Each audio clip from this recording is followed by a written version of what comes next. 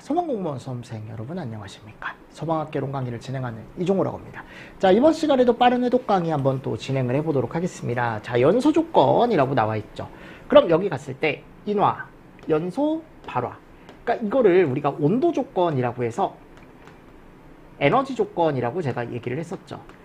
그래서 결국 이 에너지를 만족을 해야만, 온도를 만족을 해야만 불이 날 수 있다. 맞습니까? 그래서 얘를 이제 온도 조건 또는 에너지 조건이라고 한다.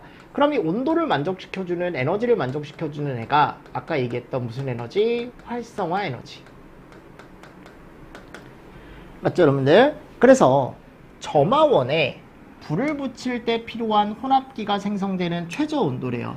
가연성 혼합기가 생성되는 최저 온도 또는 연소 하한계. 하한계라는 건 이제 우리가 연소 범위라는 게 있을 때 그 가장 낮은, 그죠? 그 물질의 농도, 가연 물질의 농도 하한계 점화를 시킬 수 있는 최저 온도. 그리고 인화점이 낮을수록 위험하고 사류 위험물의 기준이 되는 게 인화점이다라고 했었죠? 그래서 우리가 얘를 결국은 그냥 가장 쉽게 얘기하면 얘예요. 연소가 시작할 수 있는 온도. 대신에 얘는 뭐가 필요하다? 점화원이 필요하다.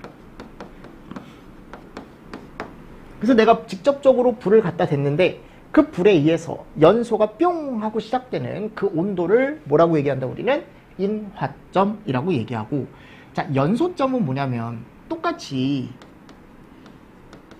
연소가 이제 똑같이 되는 건데 여기 가보면 점화원을 내가 처음에 이제 불을 붙이기 위해 댔잖아요. 그죠? 댔잖아요. 그리고 나서 내가 걔를 뗐더라도 계속적으로 연소가 지속된대요. 그러니까 얘는 연소가 중단되는 게 아니고, 그러니까 불이 내가 붙였다가 떨어뜨렸다라고 하더라도 거기에 이제 불이 꺼지는 게 아니고 계속적으로 지속되는, 맞습니까? 그래서 연소 지속. 이것도 점화원이 있을 때. 그치? 그러니까 이미 여기 도달을 했고 이제 그 다음 이쪽으로 넘어오는 거죠. 그래서 얘 이름을 우리가 뭐라고 한다? 연소점이라고 얘기한다. 지속이 된다라는 거.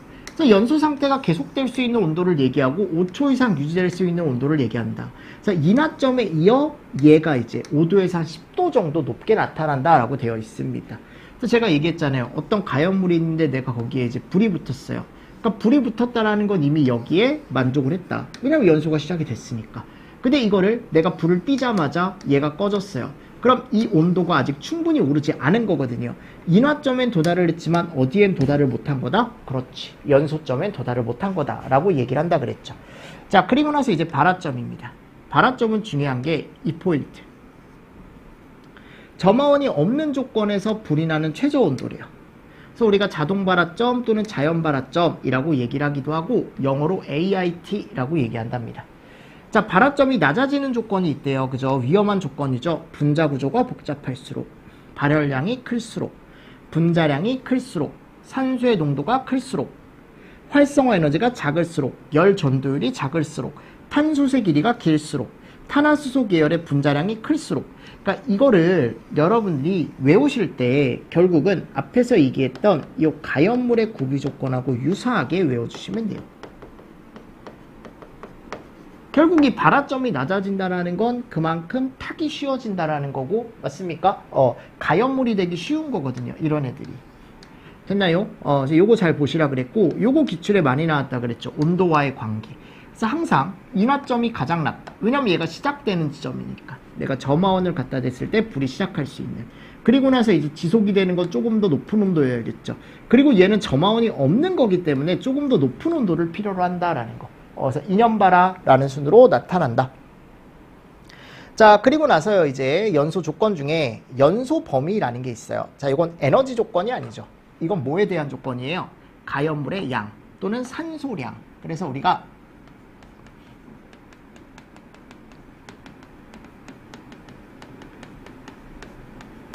얘의 농도죠. 그래서 얘를 이제 에너지 조건보다는 약간 물리적인 조건 얘기하는 거지. 어떤 양적인 조건을 얘기하는 거죠. 그죠? 그래서 가연성 혼합기라는 게 있을 때 여기에 하한계가 있고 여기 상한계가 있더라. 맞습니까? 그래서 이 범위 안에 가연성 혼합기 농도가 들어와 줘야만 불이 붙는다.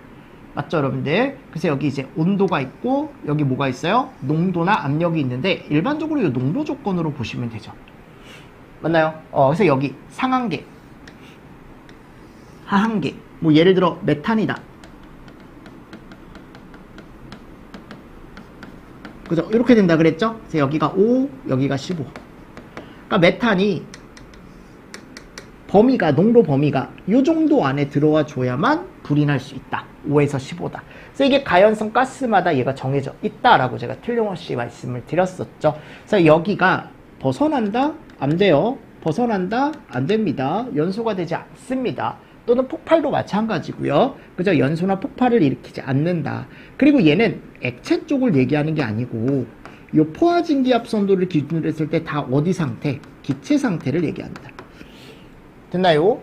이런 것도 같이 보시고 여기 갔을 때 최고 연소 속도 농도라고 해가지고 그냥 기본적으로 우리가 요 화학양론 조성비라는 걸 따졌을 때 그때 최고 연소 속도 농도를 나타내더라 라는 것까지 같이 정리를 좀 해줬습니다. 예전에. 그래서 요 그래프도 시험 문제가 나왔었죠. 그쵸? 그때 뭐가 나왔었냐면 요 온도 조건. 자, 가연성 혼합기에서 최초로 불이 붙는 요 시작되는, 그죠? 여기 농도 가장 낮은 온도에, 낮은 농도에 불을 붙일 수 있는 온도 조건이 뭐예요? 인화점. 오른쪽으로 갔을 때 발화점까지 표현이 되어 있다라는 거 같이 좀 보시면서 넘어가 주시고, 그때는 얘를 비워놨습니다. 비워놓고 여기에 대한 설명 찾는 거 나왔었죠. 그쵸? 그래서 이 그래프도 여러분들이 해석을 하실 수가 있어야 돼. 됐나요? 그래서 얘네들이 비어져 있을 때 이 안에 뭐가 들어갈지, 무슨 말이 들어갈지, 같이 좀 예전에도 비워서 한번 또 연습을 해봤었어요. 맞죠? 자, 그리고 나서 이제 연소 한계곡선이라는 게 있습니다. 이게 연소 한계곡선이죠. 그죠? 그리고 여기 설명 제가 넣어놨죠. 공기 중 가연성 가스가 연소하기에 필요한 필요 농도 조건을 우리가 뭐라고 하냐면 이렇게 얘기를 하죠. 무슨 범위요? 연소 범위. 그래서 하한계는 연소하기 위해 필요한 그 가스의 최소한의 농도를 얘기하고, 상한계는 연소할 때 필요한 그 가스의 최대 농도를 얘기한다. 그죠? 자, 연소 범위가 넓어진다라는 건 그만큼 불이 나기 쉬워진다. 원래 얘가 이렇게 좁았었는데 얘가 이렇게 넓어진다라는 거잖아요. 이렇게. 맞죠, 여러분들? 그럼 이건 안전해지는 거야, 위험해지는 거야? 위험해지는 거지. 그래서 연소 범위가 넓어졌을 때 이런 것들이 증가가 됐을 때, 또는 난류. 그래서 산소가 증가한다, 온도가 상승한다, 압력이 증가한다, 또는 난류가 형성이 된다. 맞죠, 여러분들? 자, 이랬을 때 위험해지는 거다. 위험해지는 거. 자, 연소 범위가 좁아진다? 자, 이건 뭐가 들어갔을 때? 불활성 가스가 들어갔을 때. 즉, 산소 농도가 감소가 되면, 즉, 내가 여기 안에다가 이제 뭐를 넣는 거예요? 불활성 기체라는 건 뭐 예를 들어 뭐 질소를 때려 넣는다던가, 또는 이산화탄소를 때려 넣는다라던가 할 때 얘네가 어떻게 될 수 있다? 좁아질 수 있다. 그죠? 대신에 요거는 제가 좀 잘 보시라 그랬죠. 일산화탄소는 압력이 증가하면 오히려 연소 범위가 좁아진다. 요거는 한번 일산화탄소만의 특징으로 해서 감봉에 출 때 또 시험 문제가 나온 적이 있기 때문에 따로 알고 계셔야 된다라고 설명을 드렸습니다. 자, 그리고 위험도 구하는 공식, 상한계에서 하한계를 뺀다.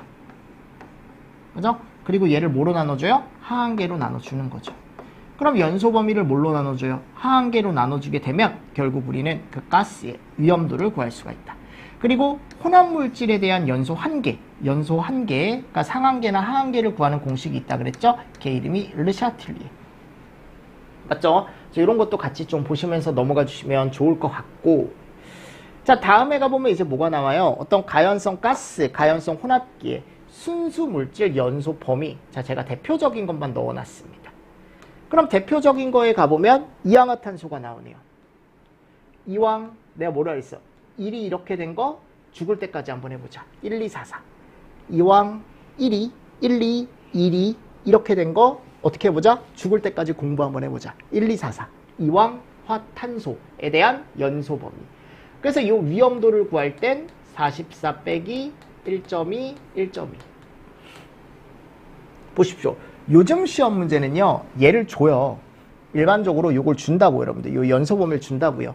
제가 그랬죠. 아까도. 인생사 어떻게 될지 모른다 그랬잖아요. 그러니까 시험 문제에 정말 혹시라도 안 주게 된다면, 그죠? 그때를 대비해서 대표가스 몇 가지만 보고 가자라고 제가 예전에도 설명을 드렸었죠. 아세틸렌.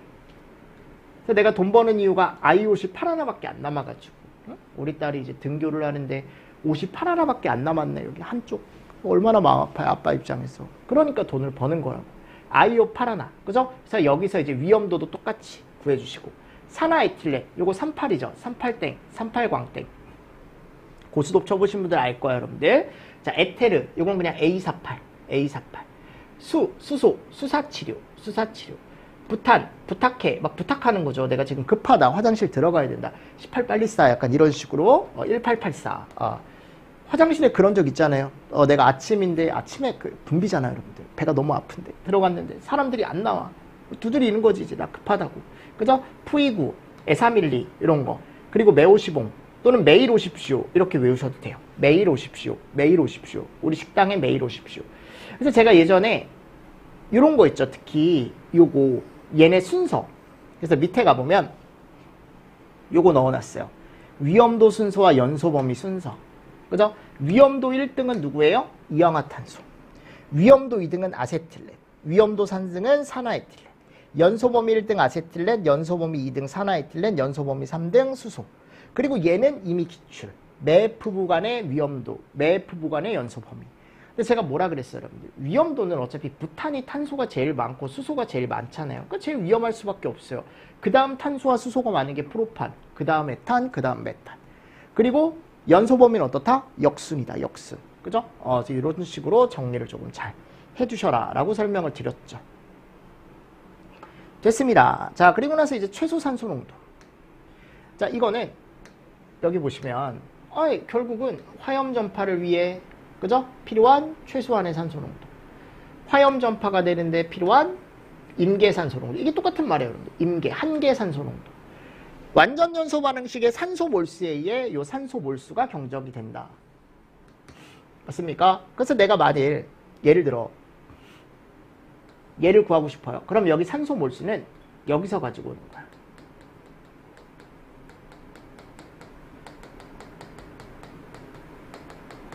맞습니까? 그래서 메탄은 2, 에탄은 3.5, 프로판은 5 이런 식으로 해서 그 숫자를 그대로 가지고 와서 내가 가연물에 각각 가연성 가스, 가연성 혼합기에 하한계에 곱해주는 거죠.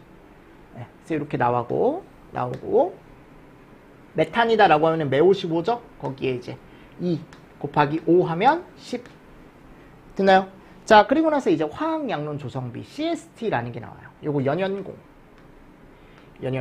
맞습니까? 자, 연연공이라고 했었고 얘 정의 가연성 기체와 공기 중의 산소가 과부족 없이 연소 반응을 완결시킬 수 있는 농도를 우리는 이름을 뭐라고 한다? 화학 양론 조성비 CST라고 얘기한다. 됐습니다. 네, 요거 잘 보시고요. 다음 최소 발화 에너지 MI. 가연성 혼합기에 내가 점화원으로 점화시에 발화하기 위해 필요한 최소한의 에너지다. 그러니까 이게 활성화 에너지 개념하고 비슷하다. 자, 좀 다른 건 뭐냐? 활성화 에너지는 모든 화학 반응을 얘기하는 거고,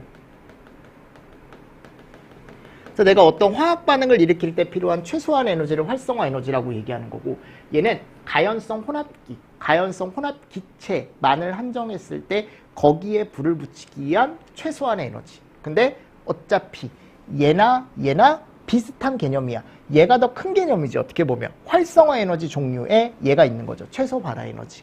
그러니까 두 가지가 뭐 섞여 나오더라도 두 가지를 뭐 구분해서 보실 필요는 없지만 얘는 가연성 혼합기를 한정한다라는 거. 가연성 혼합기라는 거, 기체 쪽에 불을 붙이기 위해 필요한 최소한의 에너지라는 거. 그래서 영양요소 잘 나오죠. 이거 온도가 올라가면 MI 작아진다. 압력이 올라가면 MI 작아진다. 농도가 올라가면 MI 작아진다. 열 전도율이 작아지면 MI 작아진다.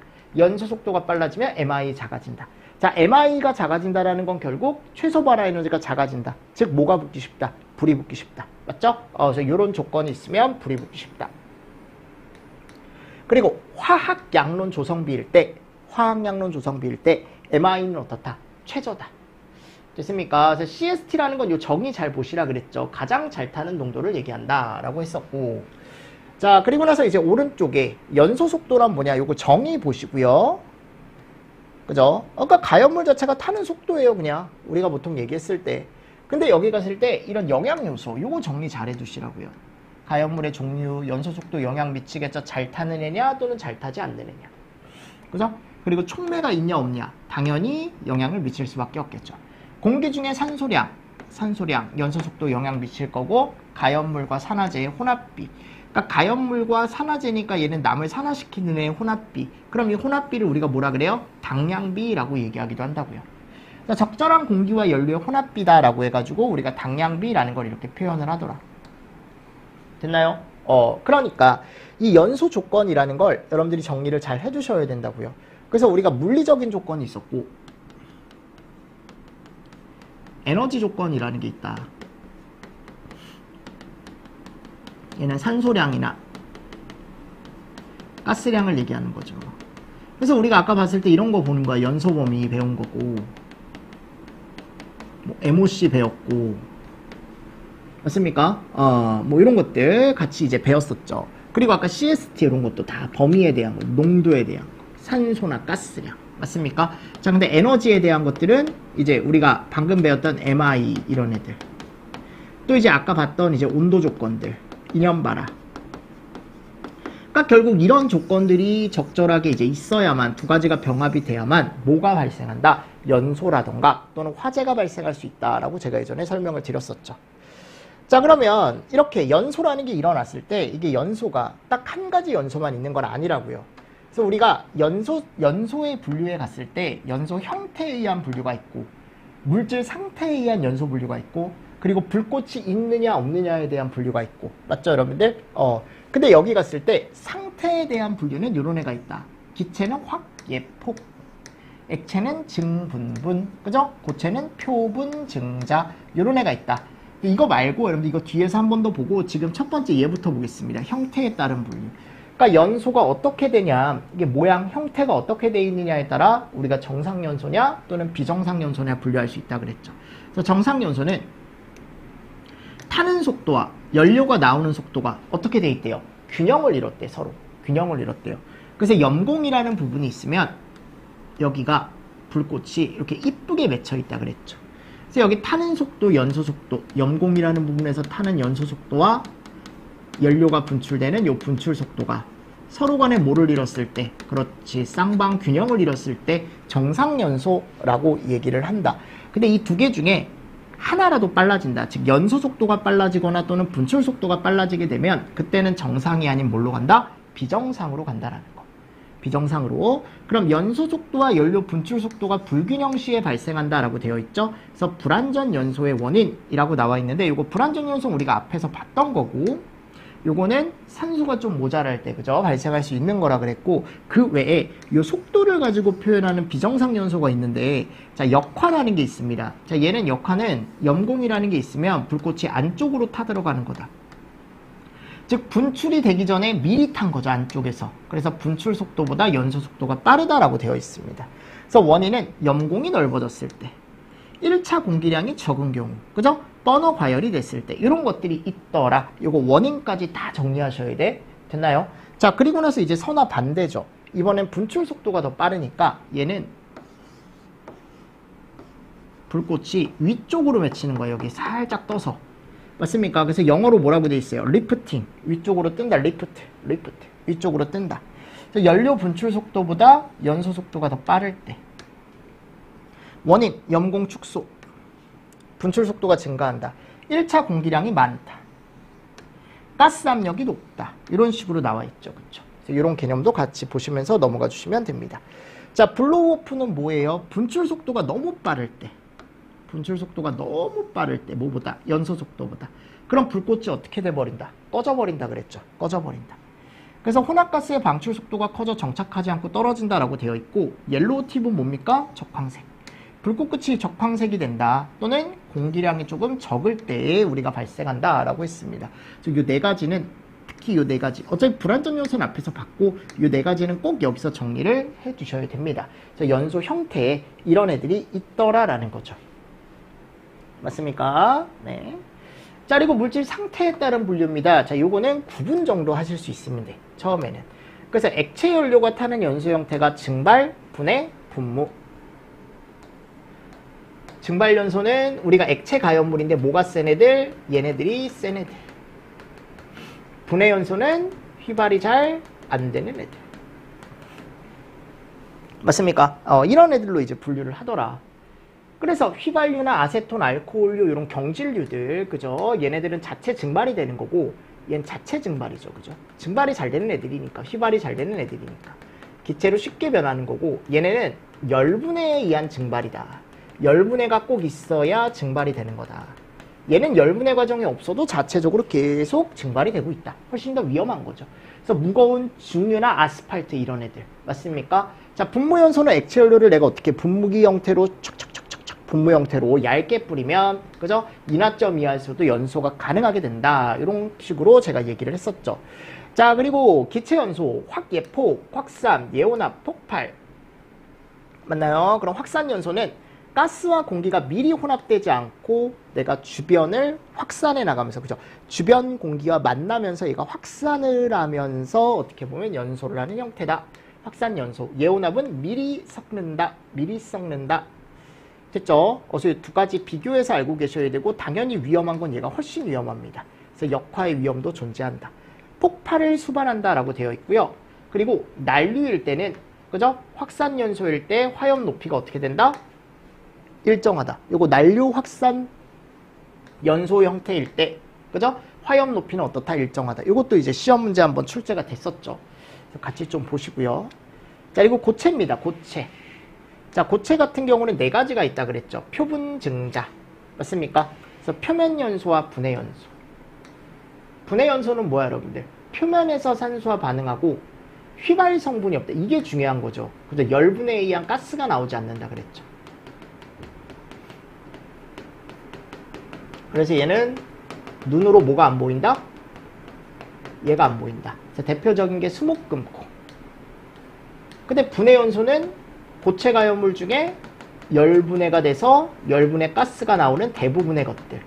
그래서 얘가 이제 뭐가 보인다? 그렇지. 불꽃이 보인다. 라고 제가 설명을 드렸었죠. 됐습니까? 자, 그리고 증발연소입니다. 증발연소는 요런 애들. 요거 대표 물질 꼭 알고 계셔야 됩니다. 양초, 나프탈렌, 황. 얘는 고체 가연물에 열을 가했을 때 그 자체가 증기로 변하면서 연소하는 형태다. 자기연소. 요거 내부에 산소를 가지고 있다. 오류위험물 같은 거. 그죠? 훈소. 요거는 주변에 뭐가 없을 때, 산소가 없을 때. 맞습니까? 그래서 얘는 얘가 모자란 거야, 얘가 모자랐을 때 화염이 없이 가연물의 표면에서 자결하며 소극적으로 연소되는 현상이다. 일산화탄소가 나온다라고 되어 있어요. 일산화탄소. 불완전 연소 형태이기 때문에. 그래서 얘는요, 여러분들, 얘는 열분해 가스가 없잖아요. 근데 얘는 열분해 가스가 있어요. 뭐? 일산화탄소. 그래서 얘는 열분해 가스가 없기 때문에 끝까지 불꽃이 보일 수 없는데, 얘는 처음엔 불꽃이 안 보이다가 나중에 불꽃이 보일 수 있다. 뭐만 만족하면? 산소 조건만 만족하면. 그죠? 그래서 두 가지가 비슷하지만 다른 거다. 표면 연소, 훈소, 그죠? 이런 거 비교도 제가 정규반 시간에 여러분들하고 정리를 했었습니다. 그래서 고체 가연물 연소 형태에는 이런 게 있더라라는 거지. 됐나요? 네. 자, 그리고 나서 이제 우리가 연소에 대해서 봤어요. 앞에 뭐 연소의 종류 했었고, 연소의 정의 했었고, 여러 가지 이제 봤었고, 이제 오른쪽에 가보면 이 연소가 됐을 때 나오는 애들이 과연 뭘 거냐. 그래서 연소 생성물 중에 뭐 연소 가스라던가 이런 것들이 나오는데, 요거는 조금 쉬었다가 제가 또 설명을 한번 드려보도록 하겠습니다. 아셨죠? 네. 이번 시간 여기까지 하고요. 여러분들 이번 시간도 수업 들으시느라 수고 많으셨습니다. 수고하셨습니다.